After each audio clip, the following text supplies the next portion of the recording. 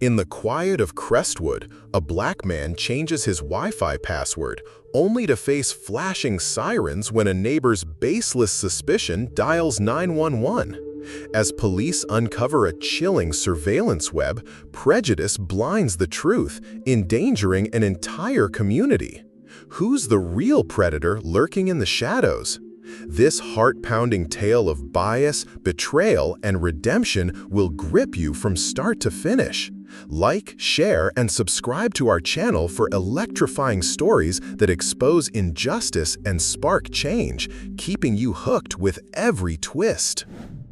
The late afternoon sun cast long shadows over the quiet streets of Crestwood, Missouri, where neatly trimmed lawns and picket fences painted a picture of suburban tranquility. Beneath this calm facade, however, a storm was brewing, sparked by a single, mundane act. Jamal Carter, a 34-year-old software engineer, sat in his modest living room, the hum of his laptop the only sound in his orderly home. He preferred solitude, keeping his life private, his interactions with neighbors limited to polite nods. Today, though, his routine was disrupted by a nagging issue.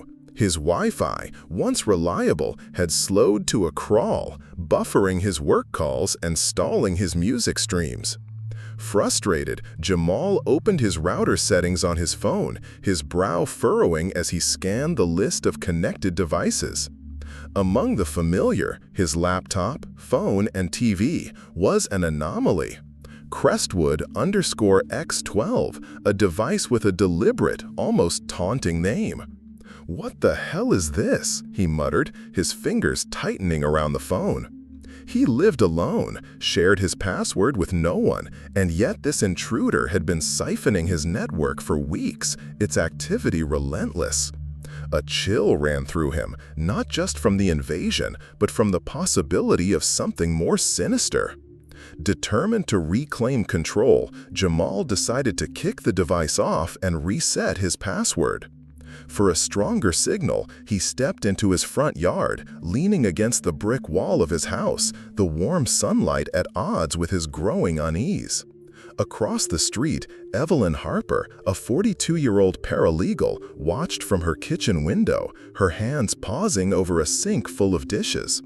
She'd never warmed to Jamal, not for any concrete reason, but because he kept to himself, skipping block parties and offering little more than a wave. To her, his reserved nature was suspect, a sign of something hidden. Seeing him now, standing in his driveway, eyes glued to his phone, fingers tapping rapidly, her imagination ran wild. "What's he up to?" she whispered, her pulse quickening. In her mind, Jamal wasn't just a neighbor, he was a potential threat, perhaps hacking into something, spying, or worse. Her unease solidified into conviction, and without a second thought, she grabbed her phone, dialing 911 with trembling hands. "Hello, I need to report suspicious activity," she said, her voice urgent but hushed. "My neighbor's outside, doing something on his phone. It looks off. Can you send someone now?" The dispatcher's voice was calm, probing. "Can you describe what he's doing, ma'am? Any specific concerns?" Evelyn hesitated, her eyes locked on Jamal. "I don't know exactly, but he's always secretive, always on that phone. It's not right. Please, just check him out." "All right, we'll dispatch officers," the dispatcher replied. "Stay on the line if anything changes." Evelyn hung up, her heart pounding, convinced she'd done her civic duty. She stepped onto her porch, arms crossed, watching Jamal like a hawk. He, oblivious to her scrutiny, finished updating his password, his focus narrowing as he noticed the Crestwood_X12 device attempting to reconnect. "Persistent, aren't you?" he muttered, his jaw tightening. He glanced around, half expecting to spot someone lurking, but the street was empty, save for Evelyn's piercing stare, which he didn't yet notice. Minutes later, the wail of sirens shattered the suburban quiet, a patrol car rolling to a stop in front of Jamal's house. He froze, his phone still in hand, confusion flashing across his face. "What's this about?" he said under his breath, pocketing the device as two officers approached. Detective Marcus Tate, a tall man with a commanding presence, led the way, his hand resting near his belt, not on his gun but close enough to signal authority. Officer Sarah Nguyen, compact and sharp-eyed, followed, her posture alert. Jamal's stomach knotted, years of navigating uneasy encounters with law enforcement flooding back. "Sir," Tate called, his voice steady but firm, "we got a call about suspicious activity. Care to explain what you're doing out here?" Jamal's eyes narrowed, his voice calm but edged with irritation. "Suspicious? I'm in my own yard, fixing my Wi-Fi because someone's been stealing it." Nguyen raised an eyebrow, her tone measured. "You're the homeowner here?" Jamal gestured to his nail box, his name clearly printed. "4 years, officers. My car's right there. What's this about?" Before Tate could respond, Evelyn's voice rang out, sharp and accusing. "He's lying!" She stormed off her porch, pointing at Jamal, her face flushed. "He's always sneaking around, staring at that phone, watching everyone. Today, he's been out here forever, messing with something." Jamal turned, disbelief etched on his features. "Are you kidding me? I'm troubleshooting my network because some creep's on my Wi-Fi. You got a problem with that?" Evelyn bristled, her voice rising. "Creep? Don't turn this on me. I know what I saw. You're up to something shady." Tate raised a hand, his voice cutting through. "Enough. Ma'am, do you have any evidence Mr. Carter's breaking the law?" Evelyn faltered, her certainty wavering. "Well, no, but he's not normal. You need to check him." Jamal's voice dropped, his frustration barely contained. "Not normal? Say what you mean, Evelyn. Go on." Nguyen stepped between them, her voice firm. "Let's de-escalate. Mr. Carter, can we see your router settings to clear this up?" Jamal's jaw clenched, his instinct screaming against proving his innocence for something so absurd. But he knew the stakes. Escalation could turn this into something worse. "Fine," he said, unlocking his phone. "But this is my property and I'm no criminal." He pulled up the settings, showing Crestwood_X12 still lingering, its activity spiking. Tate's eyes flicked to the screen, his voice probing. "That device, it's not yours?" "No," Jamal said, his tone resolute. "And it's been pulling data non-stop. Whoever's behind this isn't just freeloading." Nguyen's posture shifted, her voice alert. "Data? What kind?"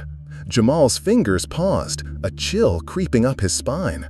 "I don't know yet, but it's heavy, like they're watching something, or someone."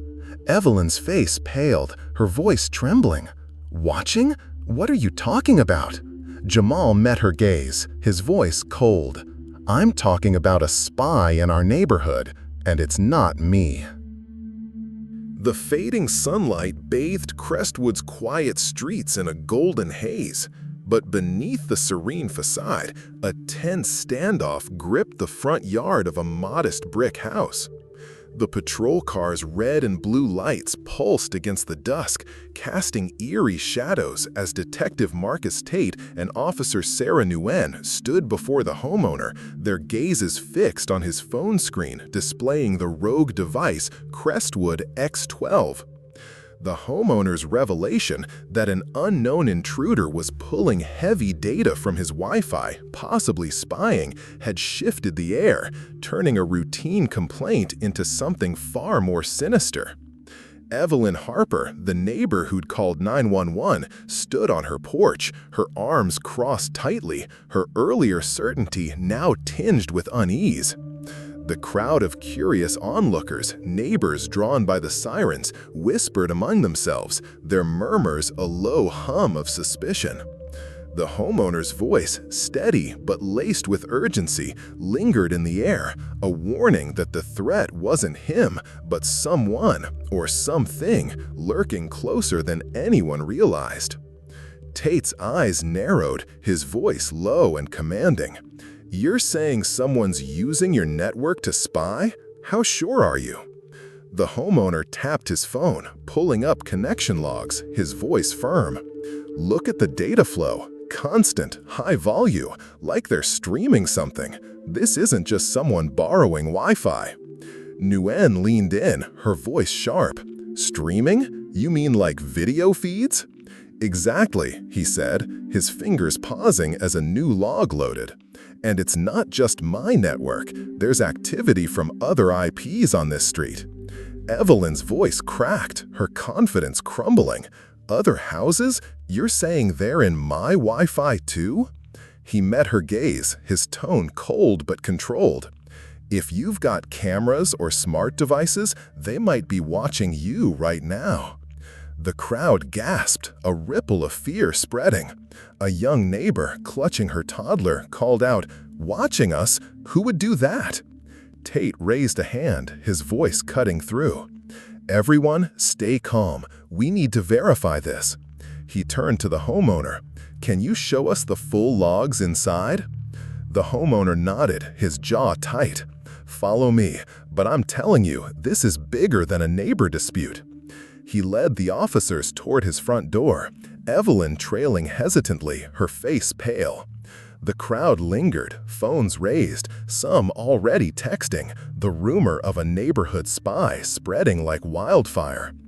Inside the living room, the homeowner set his phone on a coffee table, mirroring the router settings to a laptop.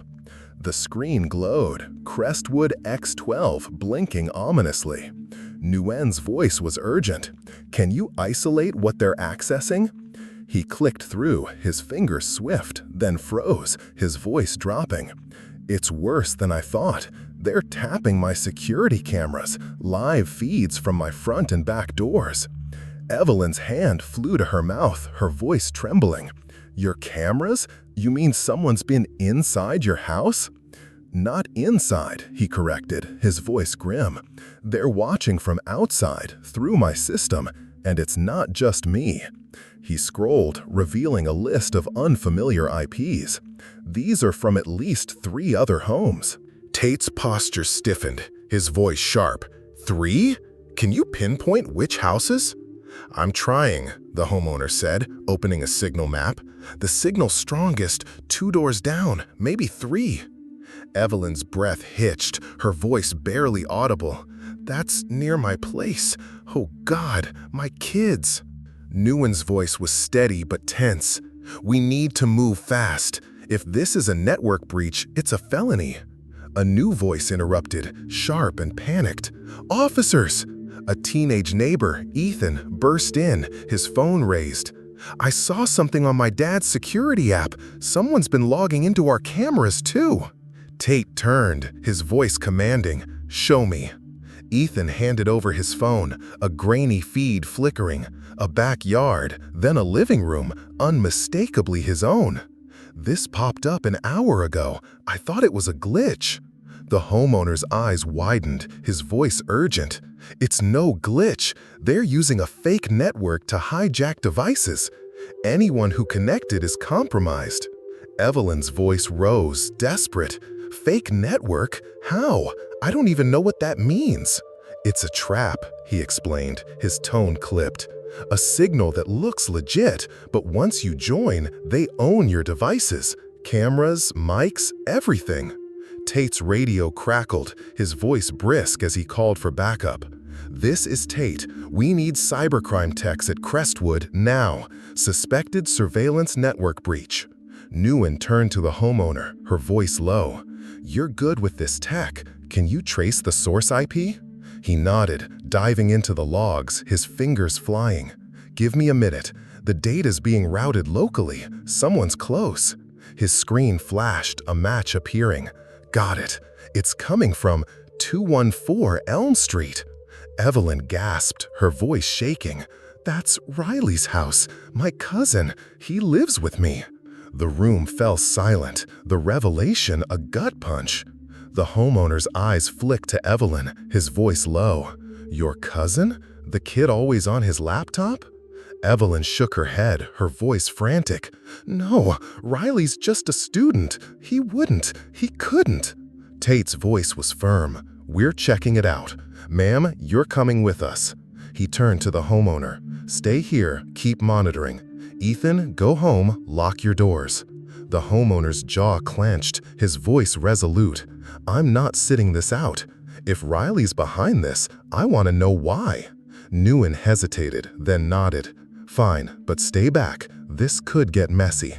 Evelyn's hands trembled, her voice breaking. "This is a mistake. Riley's family. He's not some criminal." "Then let's prove it," the homeowner said, his tone unyielding. "But if he's watching us, he's got answers to give." As they stepped outside, the crowd had grown, neighbors clustering, their voices a mix of fear and anger. "What's going on?" an older man shouted. "Is it safe here?" Tate raised his voice, authoritative. "Everyone, go inside. We're handling it." But the tension was palpable. The street no longer a haven, but a web of unseen eyes. Evelyn led the way, her steps faltering, the weight of her accusations now a noose around her own family. The homeowner followed, his laptop tucked under his arm, his mind racing. The truth was close, but the cost of uncovering it would ripple far beyond this quiet afternoon. The twilight deepened over Crestwood, casting long, jagged shadows across the suburban street, where the once tranquil neighborhood now buzzed with unease. The patrol car's lights flickered, a stark reminder of the unraveling crisis as neighbors clustered in small groups, their whispers laced with fear. Detective Marcus Tate and Officer Sarah Nguyen moved purposefully toward a house 3 doors down, their boots crunching on the pavement. Evelyn Harper, her face pale and her hands trembling, led the way, her steps faltering under the weight of a chilling possibility. Her cousin Riley, a quiet tech student, might be the mastermind behind a surveillance network infiltrating the neighborhood. The homeowner, clutching his laptop, followed close behind, his eyes sharp with determination, refusing to stay sidelined in a fight that had wrongly targeted him. The revelation that Crestwood X12 was accessing security cameras, not just his, but multiple homes, had transformed a petty dispute into a full-blown investigation, the air thick with the promise of confrontation. Evelyn's voice quavered as they approached her front door, her key shaking in the lock. "This can't be right. He's family." Tate's tone was firm, his hand near his radio. "We'll find out soon enough, ma'am. Stay calm and let us handle this." The homeowner's voice was low, edged with frustration. "Family or not, someone's been watching us. If it's him, he's got a lot to answer for." Nguyen glanced at him, her voice steady. "Keep that laptop ready. We might need more proof." Evelyn pushed the door open, her voice rising with forced confidence. "Riley, come down here now!" The house was eerily silent, the only sound a faint hum from upstairs. She hesitated, her eyes darting to Tate. "He's probably in his room, always on that computer." Tate nodded, his voice authoritative. "Lead the way, but stay behind us." He and Nguyen moved ahead, their hands poised near their holsters, the tension palpable. The homeowner trailed, his laptop screen glowing with the damning logs, his pulse quickening as they climbed the stairs. The hallway was dim, a single bulb casting a harsh light on Riley's closed door. Nguyen knocked sharply, her voice commanding. "Riley Foster, this is the police. Open the door." A muffled shuffle came from within, then a chair creaked. Evelyn's breath hitched, her voice a whisper. "Please, Riley, just talk to them." The homeowner's eyes narrowed, his voice low. "If he's smart, he'll come clean. If not, this gets ugly." The door creaked open, revealing Riley, his hoodie rumpled, his eyes wide with a mix of fear and defiance. "What's going on?" he asked, his voice tight, his hands fidgeting at his sides. Tate's gaze was piercing, his voice unyielding. "We know you're linked to a network breach, accessing private cameras. Want to explain?" Riley's face twitched, his voice rising. "Cameras? I don't know what you're talking about. This is crazy." Evelyn stepped forward, her voice breaking. "Riley, tell them the truth. They found your IP. Your computer's involved." Riley's eyes darted to her, his voice sharp. "My IP? Aunt Evelyn, you're siding with them? I'm not some hacker." The homeowner opened his laptop, his voice cold. "Then explain this." He turned the screen, showing Crestwood X12 and its connection to Riley's address. "Your system's been pulling my camera feeds, and others." Riley's composure faltered, his voice stammering. That's not possible. Someone else must have—" "Enough," Gwen cut in, her voice like steel. "Show us your setup or we're getting a warrant." Riley's hands shook, his voice dropping. "You can't just barge in here." Tate's voice boomed, cutting through. "We can and we will. Move aside now." He pushed past Riley, entering the room, where a desk was cluttered with monitors, cables, and a glowing laptop. Gwen followed, her eyes scanning the setup, while Evelyn hovered at the door, her face crumpling. The homeowner stepped in, his voice urgent. "Check his network logs. If he's running a fake signal, it'll show up." Riley lunged toward his laptop, his voice panicked. "Don't touch that. You've got no right." Gwen blocked him, her voice sharp. "Step back or you're in cuffs." Riley froze, his breathing ragged, as the homeowner sat at the desk, his fingers flying across the keyboard. The screen lit up with a hidden network, Crestwood Guest, masked to mimic legitimate signals. "Got it," the homeowner said, his voice grim. "He's running a man-in-the-middle attack, hijacking devices that connect to his fake Wi-Fi." Evelyn's voice was a sob. "Riley, why? Why would you do this?" Riley's shoulder slumped, his voice barely audible. "It wasn't supposed to be like this. It was just a test." Tate's eyes narrowed, his voice low. "A test? You're spying on your neighbors? Live feeds? Private homes? That's no test." The homeowner scrolled further, his voice rising with alarm. "It's not just cameras. He's got audio, microphones from smart speakers in at least 5 houses." Nguyen's voice was incredulous. "Audio? You're recording people's conversations?" Riley's voice cracked, desperate. "I didn't mean to record. I was just seeing if I could. School project, okay?" Evelyn's voice erupted, raw with betrayal. "A project? You've been in my house, Riley, my kids' rooms. How could you?" The homeowner's gaze was icy, his voice steady. "You didn't just betray her, you violated all of us. For what? Curiosity?" Riley's eyes glistened, his voice breaking. I got in too deep. I couldn't stop." Tate's radio crackled, a voice reporting cybercrime techs en route. He turned to Nguyen, his voice urgent. "Secure his devices. We're shutting this down." Nguyen nodded, her voice brisk. "Riley Foster, you're under arrest for unauthorized network access and illegal surveillance." She pulled out cuffs, the metallic click echoing as Riley's wrists were bound. Evelyn sank against the wall, her voice a whisper. "I trusted you, Riley. I brought you into my home." Riley's head bowed, his voice choked. "I'm sorry, Aunt Evelyn. I didn't mean to hurt you." The homeowner closed the laptop, his voice low but resonant. "Sorry doesn't undo the damage. You made us all targets." As Tate led Riley downstairs, the street outside buzzed with neighbors, their voices rising in shock.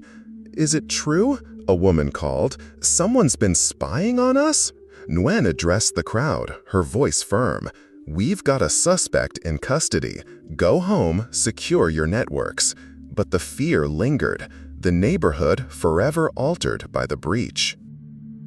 The Crestwood night was heavy with unease, the suburban street now a stage for a chilling revelation as porch lights flickered and neighbors peered from behind curtains. Inside a dimly lit house, the air was thick with betrayal, the metallic click of handcuffs still echoing as Riley Foster, a 20-year-old tech student, stood cuffed, his head bowed under the weight of his confession. Detective Marcus Tate and Officer Sarah Nguyen flanked him, their faces stern, while Evelyn Harper, his aunt, leaned against the wall, her sobs muffled by her hands. The homeowner, his laptop still open to the damning evidence of a rogue network, stood rigid, his eyes burning with a mix of vindication and disgust. Riley's fake Wi-Fi signal, Crestwood guessed, had ensnared multiple homes, hijacking cameras and microphones, turning private lives into unwitting broadcasts.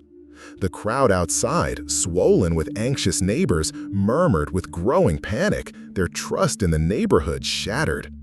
The homeowner's discovery had unraveled a surveillance web, but the full scope of Riley's actions and their consequences was only beginning to surface, promising a confrontation that would shake Crestwood to its core. Tate's voice cut through the tension, low and commanding. "You're telling us this was a school project? You expect us to believe that?" Riley's voice trembled, his eyes fixed on the floor. "It started that way. I was testing network vulnerabilities for a class, but then what?" Evelyn interrupted, her voice raw with anguish.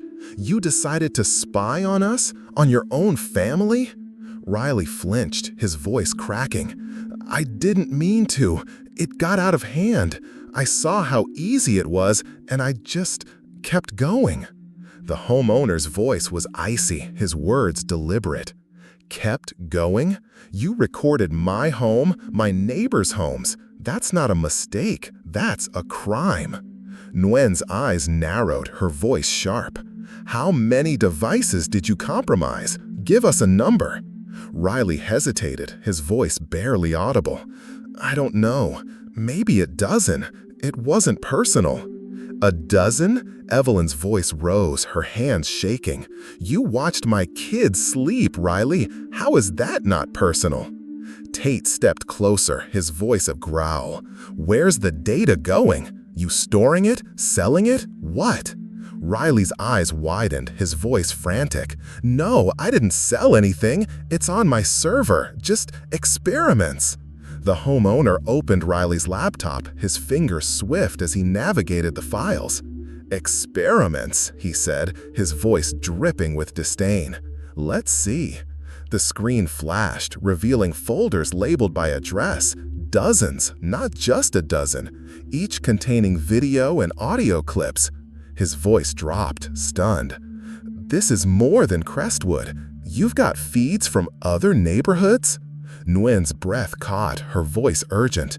"Other neighborhoods? How far does this go?" Riley's voice was a whisper, defeated. I tested it in Brentwood, Maplewood, just to see if I could." Evelyn staggered back, her voice breaking. "You're a monster. I raised you like my own, and this is what you do?" The homeowner's gaze was unrelenting, his voice cold. "You didn't just hack us, you built an empire of secrets. For what? A grade?" Riley's eyes glistened, his voice choked. "I wanted to be the best, to prove I could do it. I didn't think anyone would get hurt." Tate's radio crackled, a voice reporting cybercrime texts minutes away. He turned to Nguyen, his voice brisk. "We need to secure this server now. If this data's out there, it's a ticking bomb." Nguyen nodded, her voice tense. "Riley, where's the server physically located? Don't make this harder." Riley's shoulders slumped, his voice resigned. "In the basement, behind the furnace." The homeowner's eyes flicked to Tate, his voice urgent. "I'm coming. I need to see what else he's hiding." Tate hesitated, then nodded. "Stay behind us. This is evidence now." He led the way downstairs, Nguyen guiding Riley, whose cuffs clinked with each step. Evelyn followed, her face ashen, her voice a whisper. "I can't believe this is happening." The basement was cramped, the air musty, a single bulb casting harsh shadows. Behind the furnace, a small rack held a humming server, its lights blinking ominously. The homeowner knelt, his voice low. "This is high-end gear. No way a student affords this alone." Nguyen's voice was sharp. "Riley, who funded this? You working with someone?" Riley's voice wavered, his eyes darting. "No one. I sold some crypto, saved up." Tate's eyes narrowed, his voice skeptical. "Crypto? You're telling me you bankrolled a surveillance network on your own?" Before Riley could answer, a shout came from upstairs. "Officers!" Ethan, the teenage neighbor, burst into the basement, his voice panicked. "My dad just found a feed on his phone. Someone's watching our house right now, live." The homeowner's fingers flew across the server's interface, his voice rising. "He's right, the system's still active. Someone's accessing it remotely." Nguyen's voice was urgent. "Remotely? You mean there's another player?" Riley's face paled, his voice stammering. I didn't set that up. Someone else must have." "Someone else?" Evelyn snapped, her voice a mix of fear and fury. "You're lying, Riley. Who's helping you?" "I swear I don't know," Riley pleaded, his voice desperate. "I thought I was in control." Tate's voice boomed, cutting through. "Enough. We're shutting this down." He radioed for techs to trace the remote access, his voice tense. "We've got an active breach. Move fast." The homeowner's screen flashed, revealing a new IP. Outside Crestwood, in a nearby city. "It's coming from St. Louis," he said, his voice grim. "Whoever's watching isn't local." Nguyen's voice was incredulous. "A partner? Or someone who hacked the hacker?" The homeowner's voice was low, resolute. "Either way, Riley's just the tip of the iceberg." Outside, the crowd had swelled, neighbors shouting questions. "Is it safe?" a woman called. "What's he done to us?" Tate stepped onto the porch, his voice authoritative. "We've got a suspect detained. Secure your devices and stay inside." But the panic was uncontainable, the street a cauldron of fear. Back in the basement, Evelyn faced Riley, her voice trembling. "You broke our trust. My home, my family. How do I live with this?" Riley's voice was a whisper, broken. "I didn't mean to hurt you, Aunt Evelyn. I'm so sorry." The homeowner closed the server's panel, his voice steady but heavy. "Sorry doesn't fix this. You turned our lives into your playground." Nguyen's radio crackled, a tech reporting a breakthrough.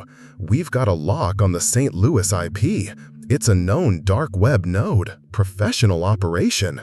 Tate's jaw tightened, his voice low. "Professional? Riley, you're in over your head. Who's pulling your strings?" Riley shook his head, his voice frantic. "I don't know. I thought it was just me." The homeowner's eyes met Tate's, his voice urgent. "He's not lying. Someone bigger's using his network. We need to follow this trail." As techs arrived, seizing the server, the neighborhood reeled, the breach exposing not just Riley's betrayal, but a deeper, darker threat. The homeowner stood on the porch, watching Riley led to the patrol car, his voice a quiet vow. "This isn't over. Not until we find who's really watching."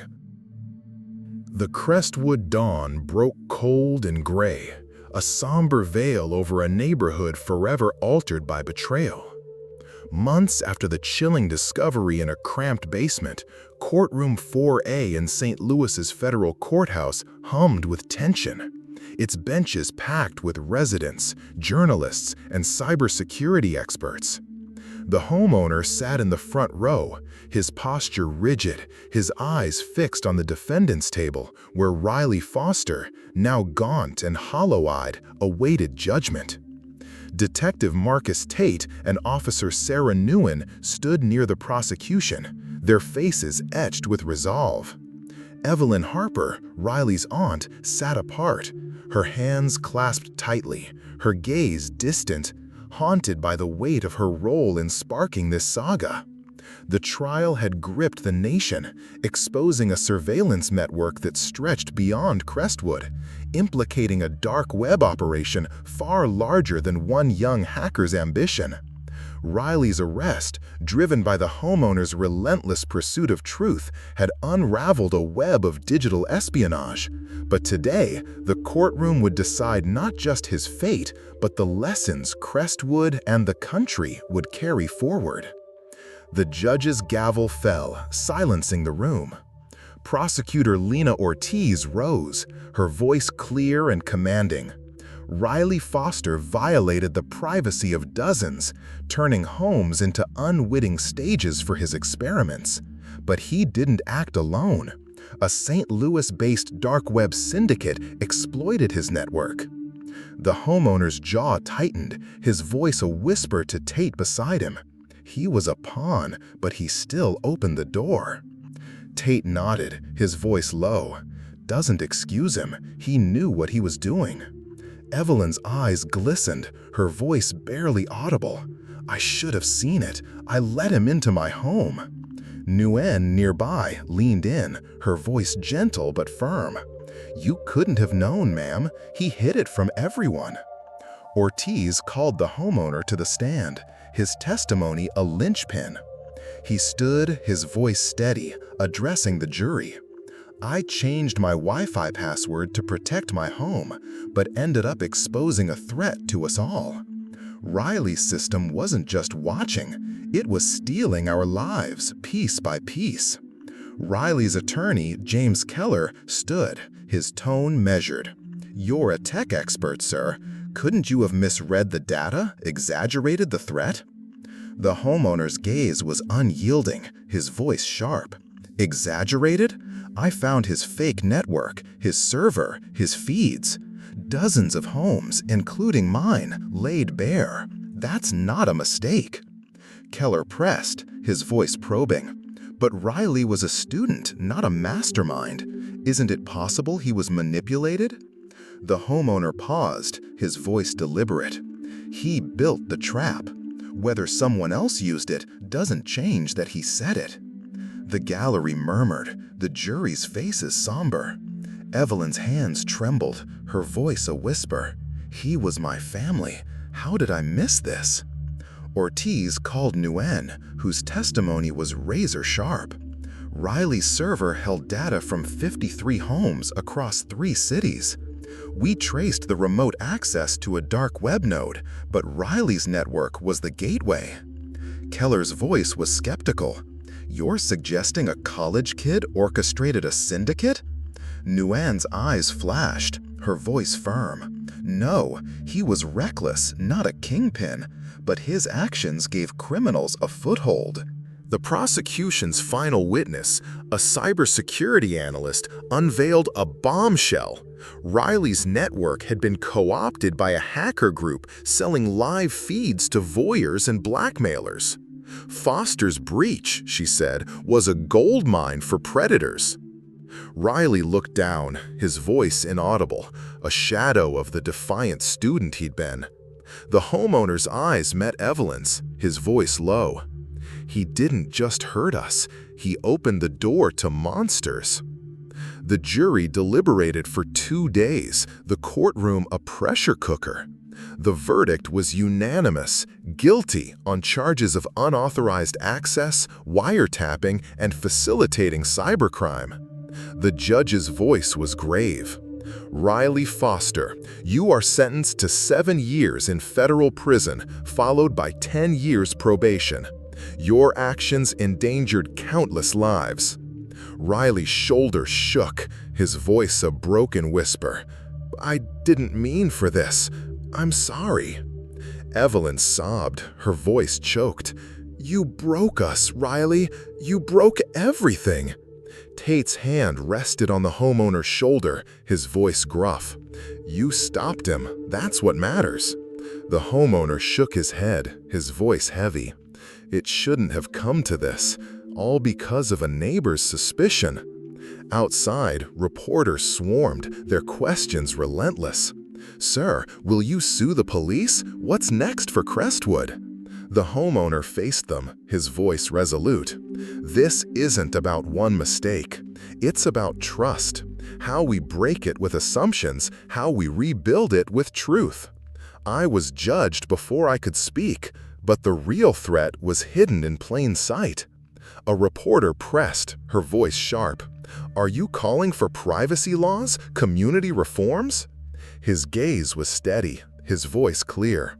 "I'm calling for us to see each other as neighbors, not enemies, to ask questions before pointing fingers, to protect our homes without tearing others down." The crowd nodded, some clapping, their unity a fragile hope. Nguyen approached, her voice proud. "Your work saved us. The feds are dismantling that syndicate because of you."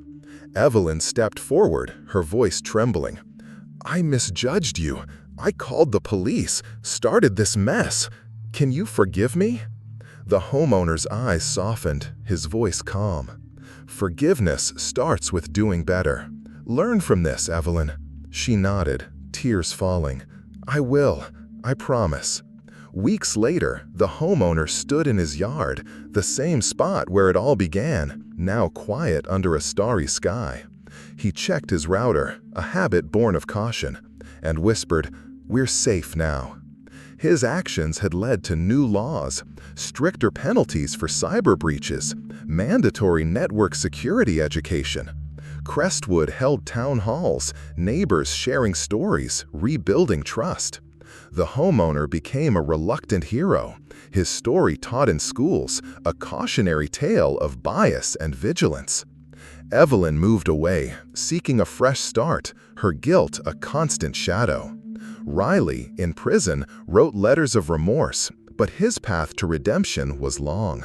The homeowner remained in Crestwood, his solitude now tempered by newfound respect, his voice a beacon for change.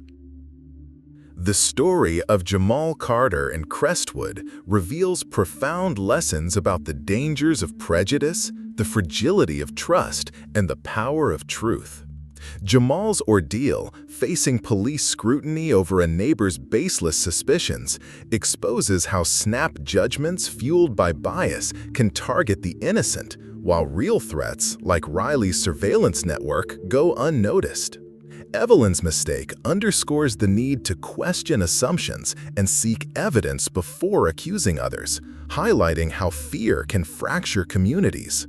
Riley's downfall, driven by reckless curiosity, warns of the ethical perils in a digital age where unchecked ambition can violate privacy and empower criminals. Jamal's resilience, turning suspicion into a catalyst for justice, shows that courage and vigilance can reclaim safety and spark reform. His discovery not only stopped a local breach, but also dismantled a larger dark web operation, proving one person's stand can ripple outward. The story urges us to foster empathy, protect our digital lives, and rebuild trust through dialogue, not division.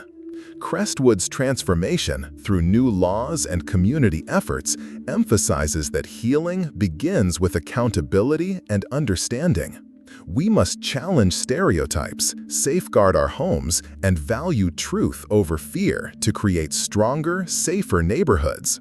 Like, share, and subscribe to our channel for more gripping stories that uncover hidden truths, challenge injustice, and inspire action to build a world where trust prevails.